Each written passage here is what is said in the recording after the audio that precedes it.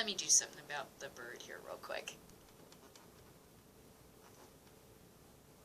Okay, so like the last thing I wanted to talk about was the sheriff's decision on school officer could come within 24 hours. Okay, this is about the South Carolina officer.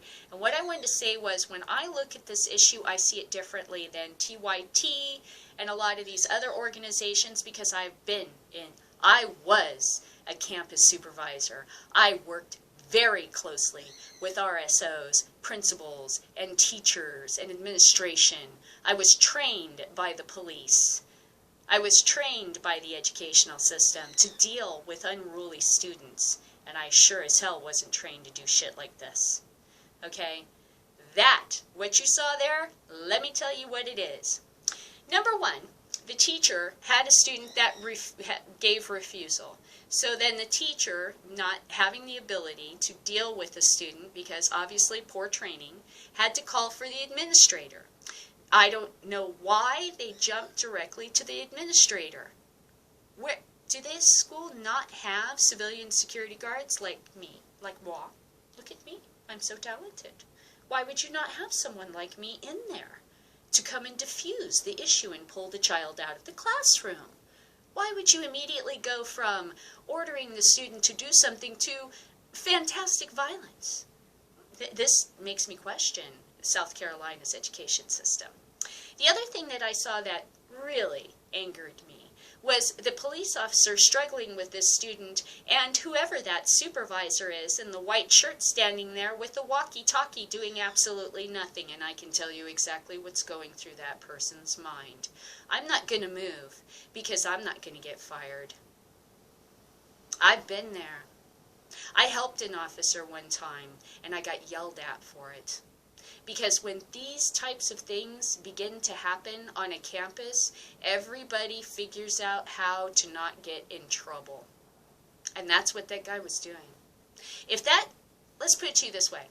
If that officer was really in danger, do you think any of those educated people would have lifted a finger to help him? No, they wouldn't have. I have heard that argument so many times from RSOs. Nobody helps them. They're in the middle of big, huge fights with people, and the other teachers and administrators stand around and watch. They think they're being good witnesses. Well, that's what I'm doing. Someone's going to have to, witness what's going on so they can say what happened. No, they don't want to get their hands dirty, and they don't want to get fired, so they stick it on the cop. It's a shit show. What I see when I look at that video is not racism.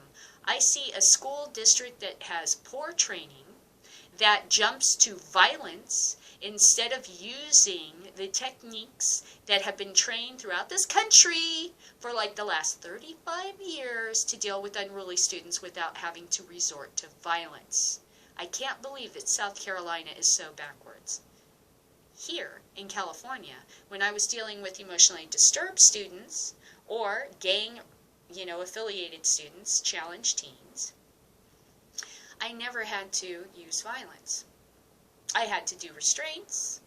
I had to sometimes block people from hitting someone else, and suddenly they realized that this skinny little old lady was much stronger than they had anticipated, because I played a part of a weak, helpless little grandma-like person that no one would ever want to hurt. But when I brought it, I brought it. Okay? That's how you do things. You never reveal what your true strengths are or your true weaknesses. What the hell is wrong with these idiots? Seriously, are they not used to educating kids? I mean, what's going on in that school? I have to honestly ask. The way I was trained was that you can use a myriad of techniques to get a student down the hallway unviolently by simply changing the subject, listening to what they have to say, being a person that respects them. All of these things, suddenly violence is not necessary. And besides, seriously, what was that student doing? Texting? You know what you do? All right? You remove the class. You don't remove her. You say, come on, class, we're going to go on a little trip. Let everybody up, come on, we're walking down the hallway. I'm going to take you down in the cafeteria and we're all going to get icy juicies. I'm going to buy you all a water. We're all going to go for a walk. And then if Missy wants to sit there and text, she can do it here with the officer watching her. Because when it's time for her to go home, we're going in, and then we're going to call her parents, and they can come and pick her up in the classroom. But I am not going to put up with this young lady distracting my class anymore. So everybody up out of the chairs. We're going to go sit on the grass, away from the situation, out of the classroom, and read our books on the lawn. You don't give that student the authority to disrupt your class. And when they did that, they turned her into a rock star. What I saw angered me deeply. That is poor leadership. What a bunch of imbeciles. All right. Now I'm going to tell you the program that I was trained under for 4 years. It's called Nonviolent Crisis Intervention. It's been offered in the country for about 35 years. They use it not only in the school district, but in the hospitals with emotionally disturbed adults and, like in mental hospitals and stuff. It's used all over the country. It is not difficult to see when a person is getting themselves worked up, and it is not difficult to diffuse. You just have to be educated about it and get it out of your head that violence is the answer to all problems, because it's not. Oh, it made me so pissed off to see it. And when I watched it again, I was telling my husband, look at that administrator standing there doing nothing. Look at him. What if that officer's life was in danger? He would do the exact same thing. It makes me so angry. Oh, it makes me so angry. The administration gets away with murder, and nobody ever goes after him for it. The cop goes under the bus, which he should. But the administration sent him there to do it. They're the ones that hire these flunkies, and they're the ones that give them the attitude that, no, we want you to roll these kids. Why do you think the administrator's standing there watching? He's used to seeing it. He's used to it. He didn't expect it to end up on a video. He didn't expect it to be on 3,000 different news articles across the country.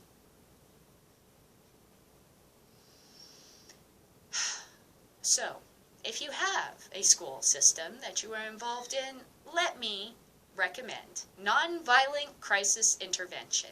If you work on a plane and you are a stewardess and you often have to deal with unruly passengers, people that are tired, people that are losing it, Nonviolent Crisis Intervention can help you, because it's all about reading people and redirecting them and helping them diffuse, because you can see it long before it ever becomes an issue.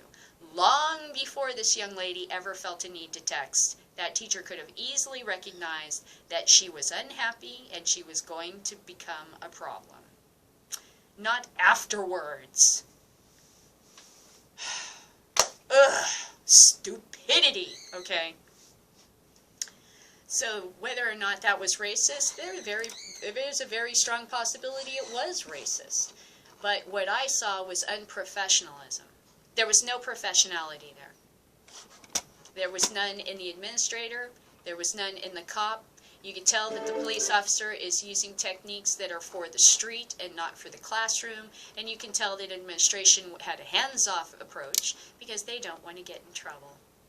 And they don't want to get hurt. Because they're on high. They're above all of us, those school administrators. They smile. They're like politicians. They smile and they're your friend. And they'll stab you right in the back. And they'll smile all the way through it. Trust me. I worked in the education system for 25 years. I know what this is all about. Trust me on this. I have an intimate relations with this kind of a fucking situation. Yes, that didn't come out right. It just makes me so angry. You know, literally when I talk about this, one of the things that flashes in my mind is when the officer and the other male security guard did handle a situation and the blood the blood on the hallway, the blood down the hallway, the blood in the classroom. It wasn't because they were violent. It was because they are such gigantic, large, football-like men, football player-like men, that when it came time to use a key in a doorway, they couldn't. Their testosterone and excitement was revved up so high that it became with the keys. So the students inside the classroom had plenty of time to beat the shit out of each other. I've been there. I've watched all of these things happen. I've been part of this kind of a world, and I can tell you exactly what idiotic things are happening to cause this. Oh.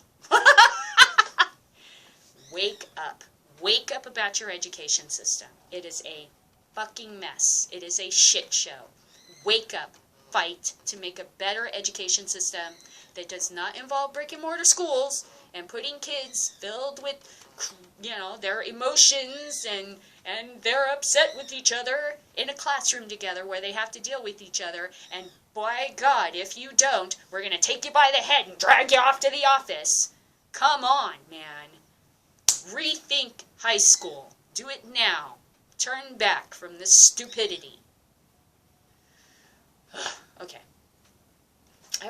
I get more angry talking about the education system than I actually do marijuana, because it's super frustrating to watch these idiots do this stuff. Okay, so I guess I'll let you go. I had a break in my camera stopped. Now I got to figure out how to edit the video and post it. I may have to post this in 2 shows. Okay, so I may have to post this in 2 parts, but don't worry, tomorrow, okay, tomorrow, I'm going to have a new computer. I'm going to get it for my 50th birthday. It will be better than the one I have before. And then I'll be able to do better videos. But for right now, disaster, my computer died. So we'll have to wait until I can get a new one, which will be tomorrow. I'm very excited. Okay, so I'll see you tomorrow, and I won't get my computer till late. So I'll probably not do a show tomorrow.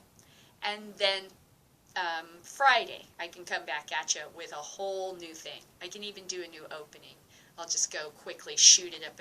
We got another piece of property up the hill. It's like worth a lot of money.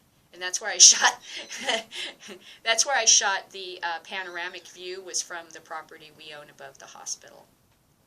So I can go and reshoot a new episode and everything, a new opening that's interesting. Maybe I'll use like the beach or the pier or something. I'm going to use something different so you can see a different part of my town.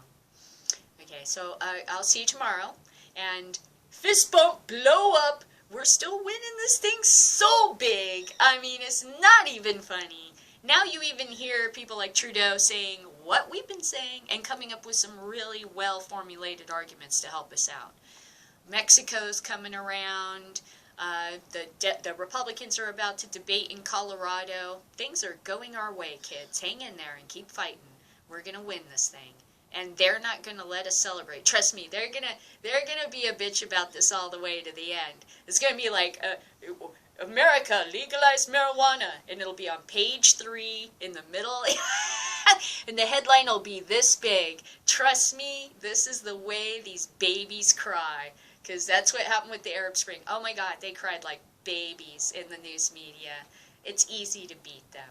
Okay, so don't worry about it. We're going to get this. It's just a matter of a couple of years now. Okay, so hang in there, and I'll see you tomorrow.